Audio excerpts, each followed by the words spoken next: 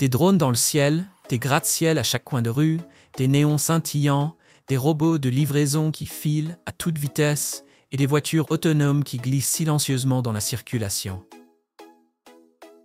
On croirait un film de science-fiction, mais c'est simplement une journée ordinaire à Shanghai. Bienvenue dans la ville la plus riche de Chine, aujourd'hui l'un des laboratoires urbains les plus intenses du monde. Plus de 25 millions de personnes s'entassent dans cette métropole effrénée, essayant de suivre le rythme d'un endroit où le futur n'a pas attendu. Il a atterri de plein fouet. À Shanghai, tout semble amplifié. Les loyers sont hors de prix, les métros débordent, les horaires de travail se confondent, et même commander un simple café peut ressembler à une mission militaire. La technologie promet de tout résoudre, mais pas sans coût. L'espace, le temps, la tranquillité mentale, et parfois même notre humanité. Avez-vous déjà vraiment imaginé ce que cela signifie de vivre dans un endroit comme celui-ci? Aujourd'hui, Bellomundo vous plonge au cœur de la vie quotidienne dans la ville la plus riche de Chine. Voici un regard brut sur ce qui se cache derrière les drones, les tours et l'éclat numérique.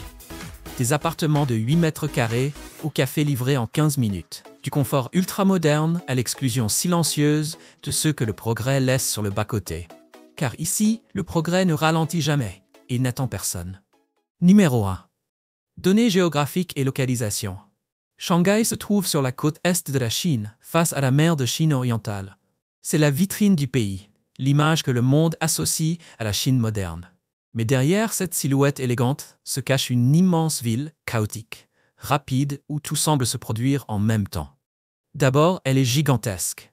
Avec une superficie de plus de 6000 km², Shanghai impressionne par sa taille, mais ce qui submerge le plus, c'est sa population.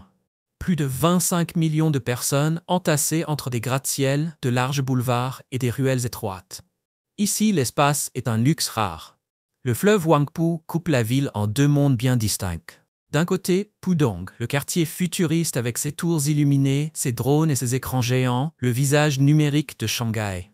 De l'autre, la vieille ville, où les marchés débordants, les vélos rouillés et l'odeur des nouilles sautées remplissent l'air.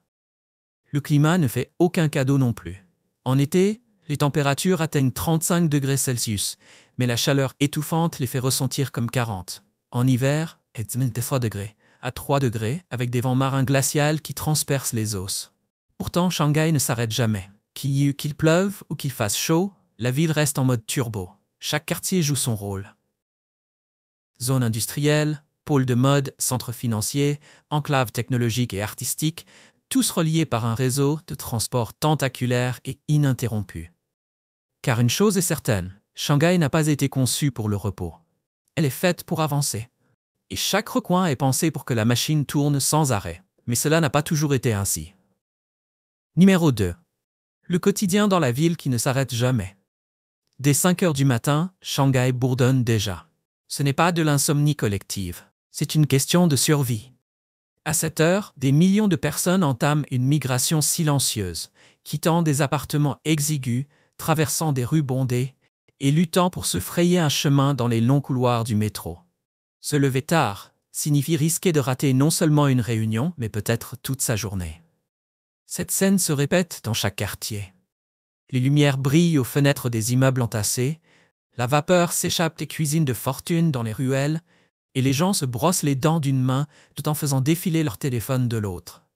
Ici, le temps est un luxe que presque personne ne peut se permettre. Le monde extérieur est tout aussi impitoyable. Les trottoirs débordent de monde. Les cyclistes slaloment entre les passants, les livreurs foncent sur leurs scooters électriques, luttant contre la montre. Tout arrive en même temps. Tous sont unis par la même mission. Entrer dans une rame de métro avant que les portes ne se referment. Les chiffres donnent le vertige. Plus de 10 millions de personnes utilisent le métro chaque jour. C'est comme si toute la population du Portugal montait et descendait sans cesse dans un flux silencieux. Et pourtant, cela fonctionne. Ce n'est ni calme ni confortable, mais c'est un ballet de mouvements bien rodés. Il existe une forme de chorégraphie collective non dite. Les gens avancent, mais toujours selon une certaine logique. Chacun sait instinctivement où se placer, quand bouger et qui doit sortir en premier. Cette chorégraphie donne le rythme de la ville. Et elle ne s'arrête pas après l'heure de pointe. Elle continue dans les ascenseurs, dans les bureaux, sur les applis de livraison de repas, dans les restaurants animés, et surtout à la maison. En réalité, c'est souvent chez soi que commence la vraie difficulté. Car quand on vit dans moins de 20 mètres carrés, à peine de quoi mettre un lit, une table et quelques affaires, se reposer devient un défi. Une chose qu'il faut planifier avec autant de soin que son prochain trajet. Numéro 3. Vivre dans moins de 20 mètres carrés. Vous vous souvenez quand on a dit que chaque mètre carré à Shanghai est précieux? Ça devient évident d'entrer chez les gens.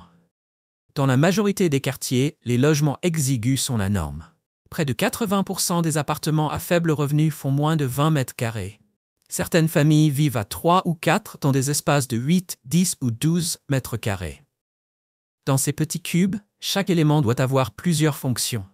Les lits deviennent des canapés, les tables se replient dans le mur, les réfrigérateurs sont glissés sous les éviers, les salles de bain servent aussi de buanderie, de cuisine et même d'endroit pour se brosser les dents. C'est de l'architecture de survie. Rien n'est laissé au hasard. Chaque centimètre est pensé, mesuré, optimisé. Le plus surprenant, ces logements minuscules ne sont pas bon marché. Le loyer moyen atteint environ 800 $ par mois. Résultat, on paye une petite fortune pour un espace plus petit que la salle de bain de certaines personnes. Et pourtant, la demande ne cesse de croître. L'espace est rare, mais dehors, la ville a tout à offrir. Pour la majorité, le foyer n'est qu'une escale, un endroit pour dormir, manger rapidement, puis replonger dans le tourbillon de la ville. Numéro 4. Le système 996. S'il y a un mot qui résume la culture du travail à Shanghai, c'est bien épuisement. Dès 7 heures du matin, avant même le lever du soleil, le métro est bondé de visages fatigués. Des gens debout, écouteurs dans les oreilles, boîte à déjeuner à la main. Personne ne parle, personne ne croise le regard d'autrui. Tout le monde sait ce qu'il attend. Une journée harassante. Ici, travailler 12 heures par jour, 6 jours par semaine, n'est pas l'exception, c'est la norme. On lui a même donné un nom, 986. 9 heures à 19 heures, 6 jours par semaine. En réalité, beaucoup commencent encore plus tôt et finissent bien plus tard. Avec des trajets qui dépassent souvent 1 heure, certains ne rentrent même plus chez eux. Ils dorment au bureau. Les entreprises le savent et s'assurent que leur personnel puisse tenir le coup. Les cantines offrent 3 repas par jour. On y trouve des salles de sport, des buanderies, des massages pendant les pauses et même des douches privées. Le confort est là, mais l'équilibre de vie, lui, a disparu. Même si la Cour suprême de Chine a déclaré ce modèle illégal, peu de choses ont changé. Officiellement, personne n'est forcé de rester tard, mais ceux qui partent à l'heure reçoivent des regards étranges. La pression pour bien performer est omniprésente. Certains se vantent de passer des nuits blanches, postent des photos, taguent leur entreprise, exhibent leur dévouement. Se reposer devient presque honteux, et le dimanche ressemble à une erreur dans le système. Ici, le travail n'est pas juste un emploi, c'est un mode de vie ou bien une cage high-tech équipée du Wi-Fi et de primes de performance. Numéro 5. La pression scolaire. Ce ne sont pas seulement les adultes qui sont pris dans ce rythme effréné. Ici, la course commence tôt, parfois avant même que les enfants sachent lire. Dans la ville la plus compétitive de Chine, l'éducation est un champ de bataille à enjeux élevés. Les enfants dès l'âge de 3 ou 4 ans ont déjà un emploi du temps structuré. À 8 ans, les temps libres ont pratiquement disparu, et les parents plongent tête la première dans la compétition. De nombreuses familles consacrent jusqu'à 40% de leurs revenus uniquement à l'éducation de leurs enfants. Cours supplémentaires d'anglais, de mathématiques, de codage, de musique, de robotique, d'arts martiaux, souvent les uns à la suite des autres. Les plannings sont si serrés que certains enfants enchaînent directement tutorat et leçons de piano sans passer par la maison. L'objectif reste le même, décrocher une place dans les meilleures écoles, ce qui implique de réussir des concours d'entrée redoutables. La pression est telle qu'un marché parallèle du tutorat a vu le jour. Certains enseignants gagnent désormais plus en cours particuliers le week-end que dans leur poste principal. Le stress est devenu si intense que le gouvernement est intervenu. Limitation des heures supplémentaires, interdiction des examens le dimanche. Mais la demande s'est simplement déplacée vers le foyer. Aujourd'hui, les enseignants privés sont engagés directement et la préparation se fait hors horaire officiel. Tout tourne autour d'un seul moment, le Gaokao, le concours national d'entrée à l'université en Chine. Un mauvais score peut briser l'avenir d'un jeune, un bon score peut faire décoller toute une famille. Dans de nombreux foyers, la vie est organisée autour de cet examen. Les routines sont calées sur les horaires d'études. Même le choix du logement dépend de la proximité des meilleures écoles. En fait, le tutorat passe souvent avant la nourriture, dans le budget familial. Numéro 6. Le métro comme miroir social. Après toute cette pression liée au travail et à l'école, on pourrait s'attendre à un chaos dans les transports.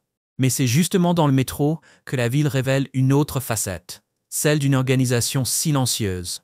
Et c'est pourquoi il mérite un sujet à part entière. Bien plus qu'un moyen de transport, le métro de Shanghai est un miroir de la ville. Il y a plus de 800 km de rails souterrains traversant des quartiers entiers, reliant des extrémités qui ressemblent à des mondes différents. Toutes sortes de personnes s'y croisent.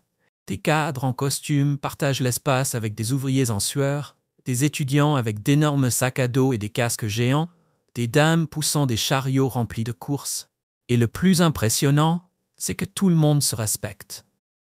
Même aux heures de pointe, la règle silencieuse s'applique. Personne ne crie, personne ne pousse, personne n'envahit l'espace des autres. Il existe une étiquette invisible qui fonctionne mieux que bien des lois écrites. Les places prioritaires sont presque toujours libres. Ceux qui se tiennent devant les portes savent qu'ils doivent s'écarter pour laisser descendre les autres. Inutile de dire quoi que ce soit. C'est automatique. Mais ce métro est plus qu'un moyen de transport. Pour beaucoup, il est devenu une extension de leur maison ou de leur bureau. C'est sur le trajet que les gens regardent des séries, étudient, font des appels vidéo à leur famille ou revoient des tableaux Excel sur leur ordinateur portable. 1 heure dans le métro n'est pas du temps perdu. C'est du temps utile. Et dans les stations, la ville se réinvente. Des musiciens jouent dans les couloirs, des vendeurs ambulants proposent de tout, des encas faits maison aux câbles de téléphone. Et certaines stations abritent même de véritables centres commerciaux souterrains avec restaurants, pharmacies, boutiques de vêtements et même des cliniques dentaires. Ce qui semble n'être qu'une rame bondée est en réalité un microcosme qui condense le organisé de cette métropole. Numéro 7. L'obsession de la nourriture et la culture de la livraison. Bien manger est presque une religion à Shanghai, et peu importe la taille de votre appartement ou la densité de votre emploi du temps, la nourriture passe toujours en premier. Promenez-vous dans n'importe quelle rue et vous la verrez partout. Des femmes pétrissant des pâtes fraîches sur le trottoir, des stands faisant frire des raviolis farcis, des marmites d'où s'échappent des nuages parfumés de poivre, de gingembre et d'ail. Et à côté de ces traditions ancestrales se trouve un système ultramoderne qui a complètement bouleversé les habitudes alimentaires quotidiennes. La ville a quasiment abandonné la cuisine maison. La livraison est si rapide et abordable qu'il est plus logique de commander un plat que d'aller au supermarché. Les applications culinaires enregistrent vos commandes passées, la météo, vos heures habituelles de repas.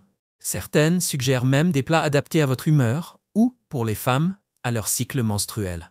Ce qui semble extrême est devenu la norme. Cette nouvelle commodité a donné naissance aux cuisines fantômes, des restaurants sans salle, ni serveurs, ni devanture. Souvent installés dans des appartements, entrepôts ou arrière-boutiques. Dédiés uniquement à la livraison et produisant des centaines de repas par jour dans 30 mètres carrés. Le résultat ? Un menu infini. Toutes les spécialités régionales chinoises, des recettes fusion déjantées, voire des plats futuristes cuisinés par des machines, livrés chaud et à l'heure à votre porte. Mais avec cette commodité est venue une transformation culturelle. Les familles ne se rassemblent plus autour de la table. La cuisine est devenue un espace de rangement. Et manger, autrefois un rituel social, se fait désormais seul, face à un écran de téléphone. À Shanghai, la nourriture reste essentielle, mais la manière de manger a changé à jamais. Numéro 8. Le futur est arrivé, mais tout le monde ne l'a pas rejoint. Il y a une chose qu'on ne peut pas ignorer, les inégalités. Même avec toute la technologie de pointe, l'efficacité et la rapidité, Shanghai reste marqué par des contrastes saisissants. Cette ville est devenue un véritable laboratoire du futur. Des voitures autonomes circulent sur les routes, des robots livreurs se faufilent entre les passants, des systèmes de reconnaissance faciale gèrent les paiements et l'intelligence artificielle régule la circulation. Mais cette vague de progrès ne touche pas tout le monde de la même manière. Ceux qui maîtrisent les applications, parlent anglais et bénéficient de revenus stables vivent dans un paradis de commodité. Ils peuvent travailler depuis chez eux, tout faire livrer, tout payer avec un smartphone et même investir en bourse en 2 clics. Mais pour ceux qui ont pris du retard ou n'ont jamais eu la chance de suivre, le quotidien est bien plus rude. Les personnes âgées qui ne savent pas utiliser un téléphone se sentent perdues dans un monde où l'argent liquide a presque disparu. Les travailleurs manuels sont peu à peu remplacés par des machines. Et ceux qui vivent de bas salaires peinent souvent à payer leur loyer. Alors, accéder au confort numérique relève presque de l'impossible. Dans les quartiers riches, les immeubles de luxe sont équipés d'ascenseurs qui reconnaissent votre visage et s'ouvrent automatiquement. Mais dans les quartiers pauvres, plusieurs familles partagent une seule pièce, une salle de bain commune et des fenêtres qui laissent passer le froid. Le gouvernement tente de réduire cet écart, notamment avec des programmes d'inclusion numérique. Mais le rythme du changement dépasse de loin la capacité d'adaptation de la majorité des habitants. Au final, Shanghai est une ville qui montre à quel point le futur peut être impitoyable pour ceux qui ne suivent pas le rythme. Et pourtant, elle a réussi quelque chose de rare, réunir 25 millions de personnes qui vivent, travaillent et rêvent sans que tout ne sombre dans le chaos. Mais cela a un coût bien réel. À Shanghai, si l'on cesse de courir, on risque de devenir invisible ou d'être laissé pour compte. Et vous alors? Pourriez-vous survivre à ce rythme? Seriez-vous prêt à échanger l'espace contre la commodité, l'intimité contre l'efficacité ou le repos contre les opportunités? Dites-le nous en commentaire. Qu'est-ce qui vous a le plus marqué dans cette réalité à Shanghai? J'espère que tu as aimé la vidéo d'aujourd'hui. Si c'est le cas, n'oublie pas de cliquer sur le bouton j'aime et de t'abonner à la chaîne pour ne pas manquer les prochaines vidéos passionnantes. Ton soutien nous aide à continuer à créer du contenu encore meilleur. Assure-toi de regarder la prochaine vidéo qui apparaît à l'écran. Je suis sûr que tu vas l'adorer. N'oublie pas de laisser un commentaire sur le pays que tu aimerais que nous explorions prochainement. Merci beaucoup d'avoir regardé et à très bientôt dans la prochaine vidéo.